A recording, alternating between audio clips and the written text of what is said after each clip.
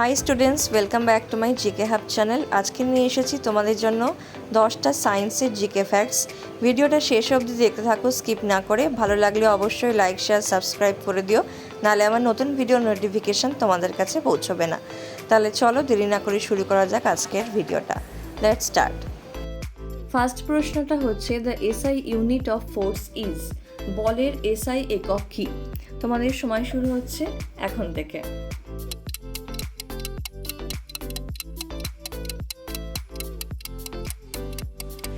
Right অ্যান্সারটা হচ্ছে option C, Newton. ফোর্সের এসআই একক হচ্ছে নিউটন এবং এটার ইউনিটটা হচ্ছে mL/2।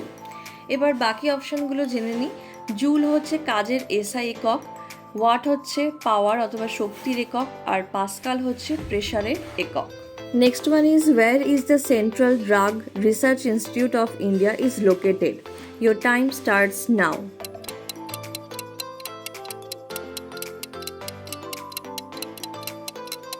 এখানে অপশান সি, লখনৌ হবে রাইট অ্যান্সার। এরপর দেখে নেওয়া যাক বাকি জায়গায় কী কী ইনস্টিটিউট রয়েছে। যেমন মাদ্রাজে আছে leather research institute, national institute of immunology আছে নিউ দিল্লিতে, আর ব্যাঙ্গালোরে আছে national institute of mental health.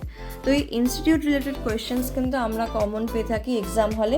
তো এই জায়গাটা আমাদের ভালোভাবে তৈরি করতে হবে, তাহলে আমরা এখান থেকে ফুল মার্কস আনতে পারবো। Next is, who discovered penicillin? তোমাদের সময় শুরু হচ্ছে এখন থেকে।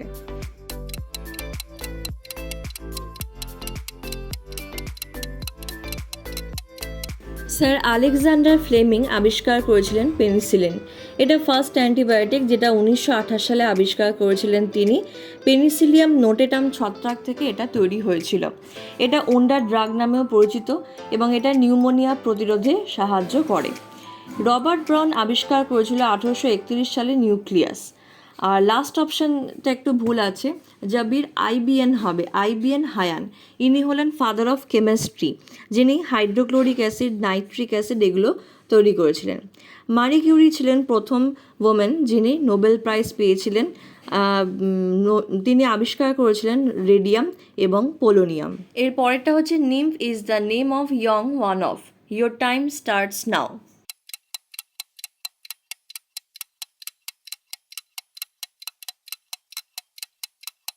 এখানে রাইট অ্যান্সার হবে ককরোচ, অপশান সি। ককরোচের সায়েন্টিফিক নেম হচ্ছে পেরিপ্ল্যানেটিনা আমেরিকানা। এবার যদি এটার ফাইলাম চায়, ফাইলামটা হচ্ছে আর্থ্রোপোডা, আর যদি ক্লাস চায় তাই সেটা হচ্ছে ইনসেক্টা। এর পরের প্রশ্নটা হচ্ছে, vitamin B12 is most useful for combating? তোমাদের সময় শুরু হচ্ছে এখন থেকে।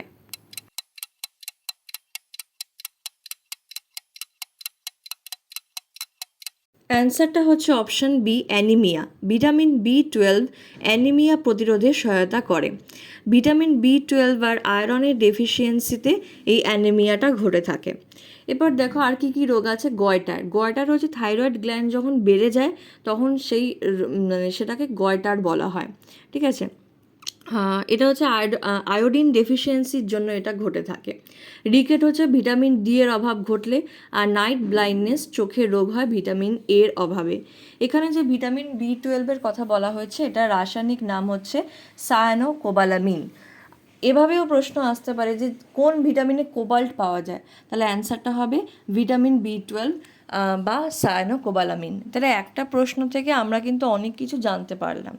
তো এইভাবে যদি আমরা জিকেটাকে কভার করে থাকি তাহলে আমরা খুব ভালোভাবে মনে রাখতে পারবো। 6 নম্বরটা হচ্ছে, which gas is obtain from plastic? Plastic থেকে কি গ্যাস নির্গত হয়? তোমাদের সময় শুরু হচ্ছে এখন থেকে।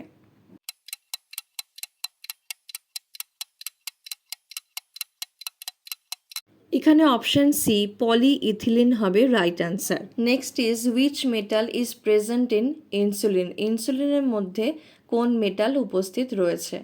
Your time starts now.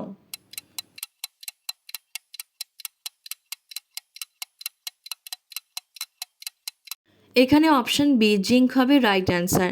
Insulin হচ্ছে একটা প্রোটিনধর্মী হরমোন যেটা প্যানক্রিয়াসের আইলেটস অফ ল্যাঙ্গারহ্যান্সের বিটা সেল থেকে নির্গত হয়। ইনসুলিন যদি কম পরিমাণে ক্ষরিত হয় তাহলে হবে ডায়াবেটিস মেলিটাস, যদি বেশি পরিমাণে ক্ষরিত হয় তাহলে হবে হাইপোগ্লাইসেমিয়া। এই দুটো প্রশ্ন ভীষণভাবে ইম্পর্টেন্ট, যে ইনসুলিনটা কোথা থেকে নির্গত হচ্ছে আর কম পরিমাণে ক্ষরিত হলে কী রোগ হয়। আর প্যানক্রিয়াসকে বলা হয় মিশ্র গ্রন্থি। এর পরেরটা হচ্ছে which of the vitamin found in papaya. তোমাদের সময় শুরু হচ্ছে এখন থেকে।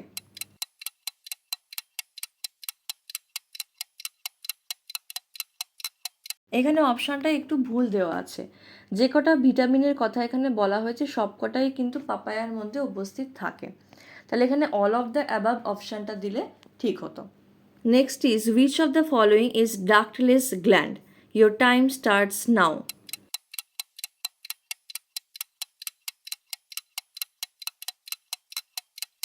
এখানে অপশান ডি এন্ডোক্রাইন গ্ল্যান্ডস হবে রাইট অ্যান্সার। এন্ডোক্রাইন গ্ল্যান্ডসকে বলা হয় ডাক্টলেস গ্ল্যান্ড। কেন বলা হয় ডাক্টলেস গ্ল্যান্ডটাই বা কী?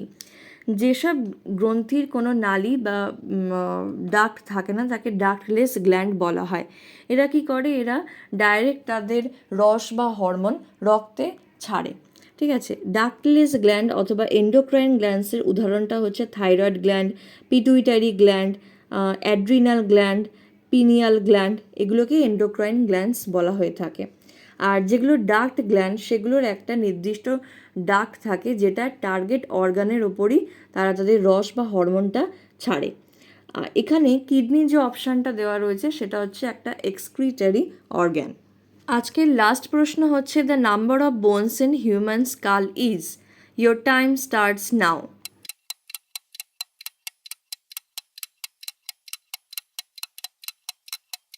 এখানে অপশান সি 22 হবে রাইট অ্যান্সার। 22 আবার দুটো জিনিস নিয়ে তৈরি হচ্ছে, ক্রেনিয়াল বোন হচ্ছে 8 আর ফেশিয়াল বোন হচ্ছে 14। তাহলে এরকম আলাদাভাবেও প্রশ্ন আসতে পারে যে ফেশিয়াল বোনের নাম্বার কত, তাহলে সেটা 14 হবে। ক্রেনিয়াল বোন যদি চায় তাহলে তখন অ্যান্সারটা হবে 8। কেমন লাগলো আজকের ভিডিওটা আমাকে কমেন্ট বক্সে রিপ্লাই করে জানিও। এরকম আরও ভিডিও পেতে হলে আমার এই চ্যানেলটাকে তোমাদের অবশ্যই সাবস্ক্রাইব করতে হবে, নাহলে আমার নতুন ভিডিও নোটিফিকেশান তোমাদের কাছে পৌঁছবে না। আজকে এইটুকুই, আবার দেখা হবে নতুন কোনো ভিডিওতে। Till then keep learning with GK hub.